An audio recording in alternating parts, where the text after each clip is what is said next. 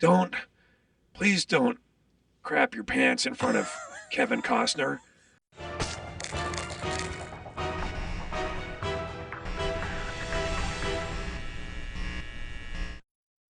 Hey, what's going on, everybody? For First We Feast, I'm Sean Evans, and you're watching Hot Ones. It's the show with hot questions and even hotter wings. And today we're joined by Hi there. Sean and I have been friends for a long time, and we were actually on vacation together in Istanbul, Turkey. We've had so many stories. It's all like blurred into one. They're just attached by that bridge. Just cut the bridge off and let them float away. Sorry. I'm getting nervous for you a little bit. No, I don't know why I had that reaction. You ready to get this started? No. Cut it loose. All right, let me answer. And then just to clarify, my answer is yes. Sriracha, no big deal, right? First of all, full offense taken. Look at me. You watch a lot of these shows that are sort of reality, and they're kind of like gotcha shows, trying to make people look bad, get them all boozed up, and then watch them fight. I've never said this to you before. We've been friends a long time, and I want you to take this opportunity, and I want you to feel free. Ask me anything you want. My guess is that you've had to deal with some severe hangovers.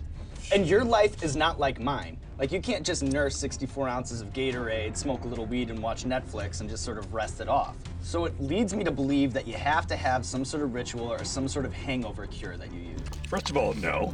Not unlike Chumbawamba, I get knocked down, but I get up again.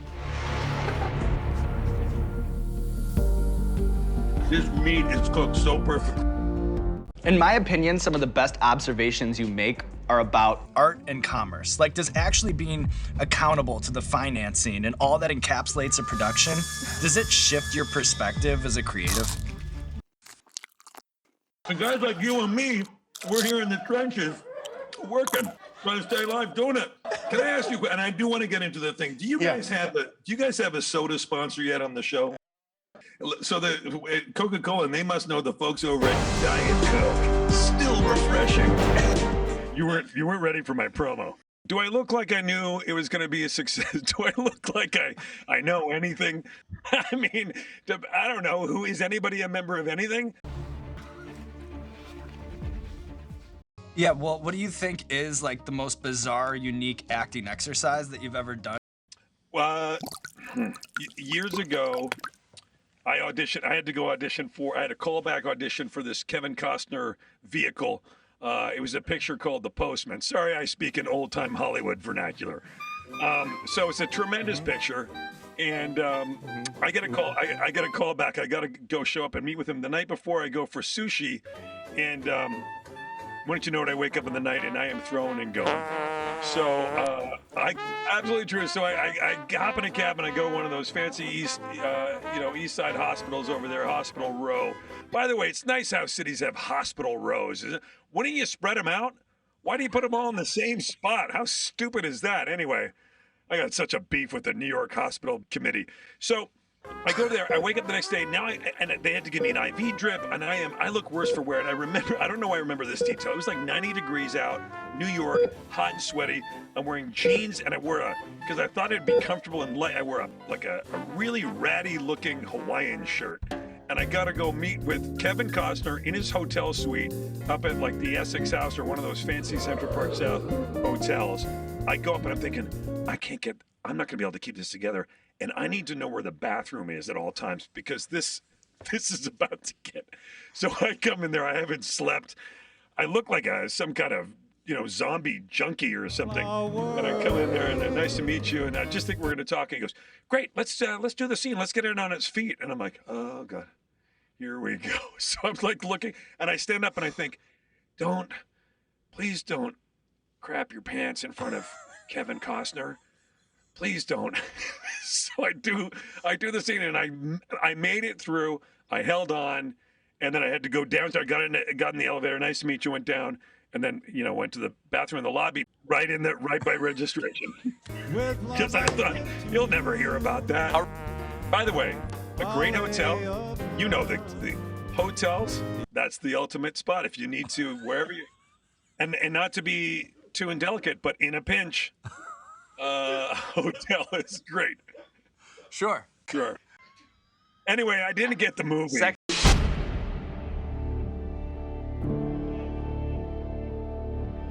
a dance-off on Will and Grace. Yeah. I played a backup dancer to Janet Jackson. Yeah, a lot going on. Speaking of, you ready to move on here to the next wing? Yeah, that was it. We have a recurring segment on our show called Explain That Gram, where we do a deep dive on our guest's Instagram, pull interesting pictures that need more context. What is your internal math on like the cost-benefit analysis of having Instagram? Why are you asking about this?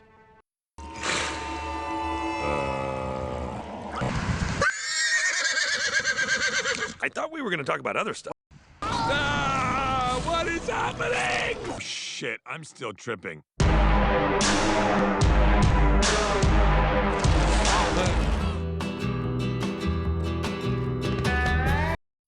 You have to be proud of that, though. But yeah, it was pretty crazy that we had Paul McCartney on. Then we also had Kamala Harris that like the day before she announced that she was going to be on the ticket with Joe Biden. Just made me think of, one of the greatest ever eating of a piece of steak on film. Do you remember Joey Pants in The Matrix? I love Joey Pants. Real, I don't care. That's an incredible moment. It's not really, it's neither here nor there.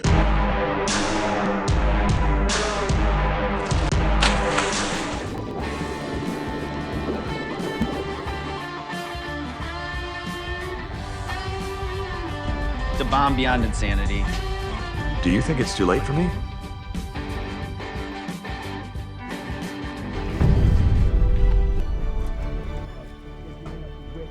Working your way through the gauntlet, the Hot Ones gauntlet, taking on Hot Ones and living to tell the tale. Now there's nothing left to do but go on red carpet for you. This camera, This camera, let the people know what you have going on in your life. The wedge salad needs to be advertised as one of the great inventions. It is way underrated. Good job. Good job, good job.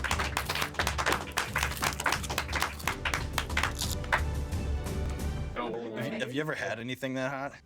Maybe it's best if we both just forgot about everything that happened tonight.